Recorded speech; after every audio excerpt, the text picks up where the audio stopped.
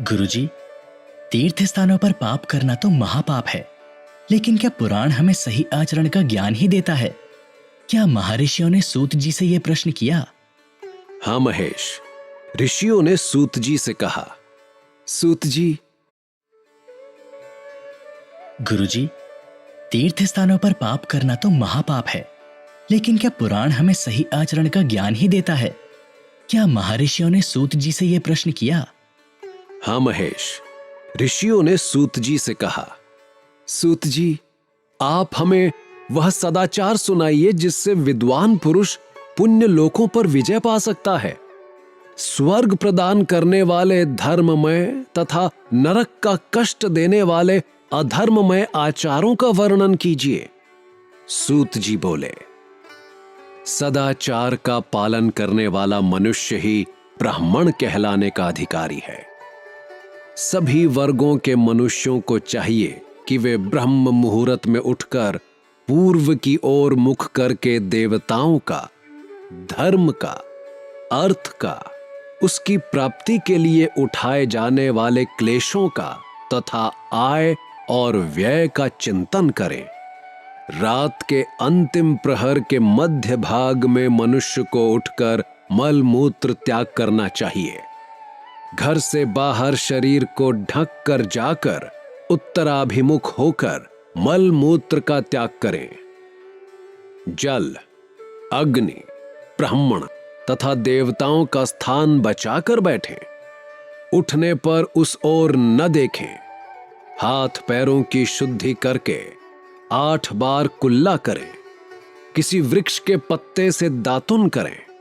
दातुन करते समय तर्जनी उंगली का उपयोग न करें।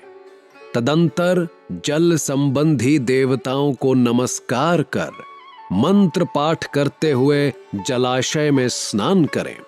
यदि कंठ तक या कमर तक पानी में खड़े होने की शक्ति न हो तो घुटने तक जल में खड़े होकर ऊपर जल छिड़क कर मंत्रोच्चारण करते हुए स्नान कर तर्पण करें। इसके उपरांत वस्त्र धारण कर उत्तरीय भी धारण करें। नदी और तीर्थ में स्नान करने पर उतारे हुए वस्त्र वहां न धोएं। उसे किसी कुएं, बावड़ी अथवा घर ले जाकर धोएं। कपड़ों को निचोड़ने से जो जल गिरता है वह एक श्रेणी के पितरों की तृप्ति के लिए होता है। इसके बाद जाबाली उपनिषद में बताए गए मंत्र से भस्म लेकर लगाएं। इस विधि का पालन करने से पूर्व यदि भस्म गिर जाए तो गिराने वाला मनुष्य नरक में जाता है। आपोहिष्ठा मंत्र से पाप शांति के लिए सिर पर जल छिड़क कर यस्य क्षयाय मंत्र पढ़कर पैर पर जल छिड़कें। गुरुजी, आपोहिष्ठा मंत्र की विशेषताएं क्या हैं? पुराण के इस अध्याय में सूत जी ने इस मंत्र की 3 श्रेणियों का वर्णन किया है। पहली ऋचा का पाठ कर पैर, मस्तक और हृदय में जल छिड़के। दूसरी ऋचा का पाठ कर मस्तक, हृदय और पैर पर जल छिड़के तथा तीसरी ऋचा का पाठ करके हृदय, मस्तक और पैर पर जल छिड़के। इस प्रकार के स्नान को मंत्र स्नान कहते हैं। किसी अपवित्र वस्तु से स्पर्श हो जाने पर, स्वास्थ्य ठीक न रहने पर, यात्रा में या जल उपलब्ध न होने की दशा में मंत्र स्नान करना चाहिए। प्रातः काल गायत्री मंत्र का जाप करके 3 बार सूर्य को अर्घ्य दें। दिन के मध्य में गायत्री मंत्र का उच्चारण कर सूर्य को 1 अर्घ्य देना चाहिए। सायंकाल में पश्चिम की ओर मुख करके पृथ्वी पर ही सूर्य को अर्घ्य दें। सायंकाल में सूर्यास्त से 2 घड़ी पहले की गई संध्या का कोई महत्व नहीं होता। ठीक समय पर ही संध्या करनी चाहिए। अर्थ सिद्धि के लिए ईश, गौरी, कार्तिकेय, विष्णु, ब्रह्मा, चंद्रमा और यम व अन्य देवताओं का शुद्ध जल से तर्पण करें। तीर्थ के दक्षिण में, मंत्रालय में, देवालय में अथवा घर में आसन पर बैठकर अपनी बुद्धि को स्थिर कर देवताओं को नमस्कार कर प्रणव मंत्र का जाप करने के पश्चात गायत्री मंत्र का जाप करें। प्रणव के अ, उ और म तीनों अक्षरों में जीव और ब्रह्मा की एकता का प्रतिपादन होता है। अतः प्रणव मंत्र का जाप करते समय मन में यह भावना होनी चाहिए कि हम तीनों लोकों की सृष्टि करने वाले ब्रह्मा, पालन करने वाले विष्णु तथा संहार करने वाले रुद्र की उपासना कर रहे हैं। यह ब्रह्म स्वरूप ओंकार हमारी कर्मेंद्रियों, ज्ञानेंद्रियों, मन की वृत्तियों तथा बुद्धि वृत्तियों को सदा भोग और मोक्ष प्रदान करने वाले धर्म एवं ज्ञान की ओर प्रेरित करे। जो मनुष्य प्रणव मंत्र के अर्थ का चिंतन करते हुए इसका जाप करते हैं वे निश्चय ही ब्रह्मा को प्राप्त करते हैं, तथा जो मनुष्य बिना अर्थ जाने प्रणव मंत्र का जाप करते हैं उन्हें ब्राह्मणत्व की पूर्ति होती है। इस हेतु श्रेष्ठ ब्राह्मण को प्रतिदिन प्रातः काल 1,000 गायत्री मंत्र का जाप करना चाहिए, मध्याह्न में 100 बार तथा साय 28 बार जाप करें। अन्य वर्णों के मनुष्यों को सामर्थ्य के अनुसार जाप करना चाहिए। क्या तुम जानते हो कि तुम्हारे भीतर ही ब्रह्म, विष्णु और महेश वास करते हैं? महेश जी गुरुजी, पिछले अध्याय में आपने शरीर के चक्रों का वर्णन किया था, लेकिन मुझे क्षमा करें, मैं भूल गया हूं गुरुजी। इनकी विशेषताएं क्या हैं? हमारे शरीर के भीतर मूलाधार, स्वादिष्ठान, मणिपुर, अनाहत, आज्ञा और सहस्रार नामक 6 चक्र हैं। इन चक्रों में क्रमशः विद्येश्वर, ब्रह्मा, विष्णु, ईश, जीवात्मा और परमेश्वर स्थित हैं। भक्ति पूर्वक श्वास के साथ सोहम का जाप करें। 1000 बार किया गया जाप ब्रह्मलोक प्रदान करने वाला है। 100 बार किए जाप से इंद्र पद की प्राप्ति होती है। आत्मरक्षा के लिए जो मनुष्य अल्प मात्रा में इसका जाप करता है वह ब्राह्मण कुल में जन्म लेता है। 12 लाख गायत्री का जाप करने वाला मनुष्य ब्राह्मण कहा जाता है। जिस ब्राह्मण ने 1 लाख गायत्री का भी जप ना किया हो उसे वैदिक कार्यों में ना लगाएं।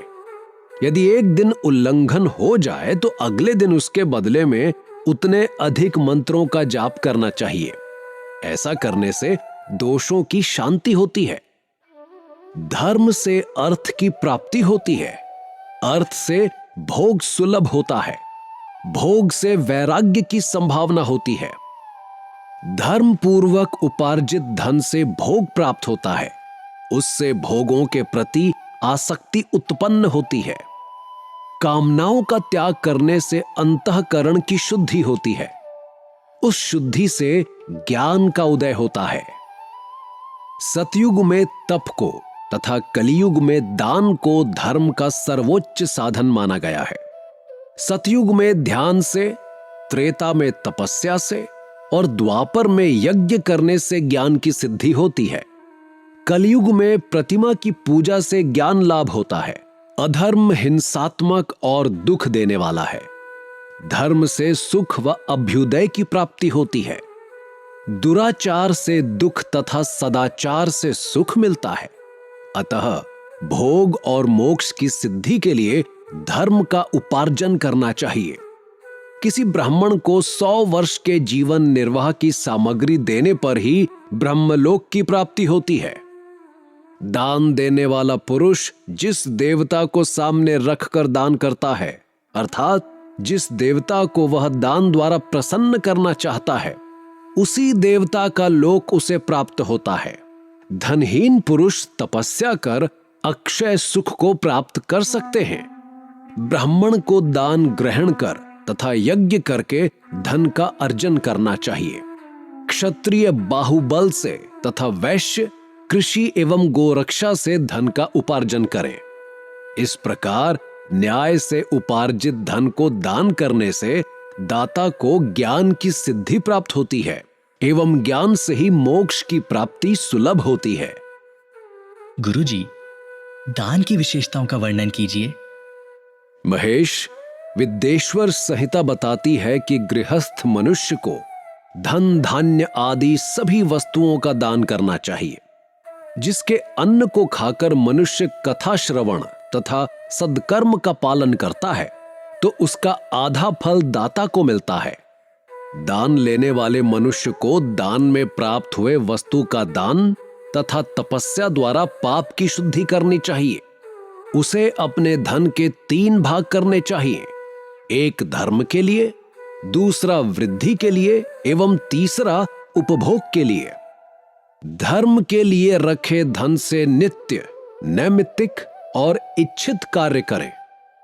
वृद्धि के लिए रखे धन से ऐसा व्यापार करें जिससे धन की प्राप्ति हो तथा उपभोग के धन से पवित्र भोग भोगें।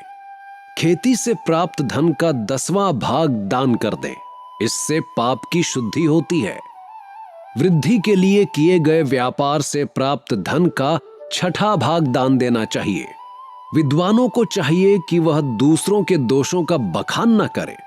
ब्राह्मण भी दोषवश दूसरों के सुने या देखी हुई बातों को कभी प्रकट ना करे। विद्वान पुरुष ऐसी बात ना कहे जो समस्त प्राणियों के हृदय में रोष पैदा करने वाली हो।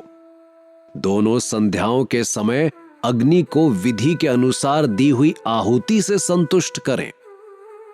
चावल, धान्य, घी, फल, कंद तथा हविष्य के द्वारा स्थाली पाक बनाएं और रीति से सूर्य और अग्नि को अर्पित करें। यदि दोनों समय अग्निहोत्र करने में असमर्थ हो तो संध्या के समय जाप और सूर्य की वंदना कर लें। आत्मज्ञान की इच्छा रखने वाले तथा धनी पुरुषों को इसी प्रकार उपासना करनी चाहिए। जो मनुष्य सदा ब्रह्म यज्ञ करते हैं, देवताओं की पूजा, अग्नि पूजा और गुरु पूजा प्रतिदिन करते हैं तथा ब्राह्मणों को भोजन तथा दक्षिणा देते हैं, वे स्वर्ग लोक के भागी होते हैं।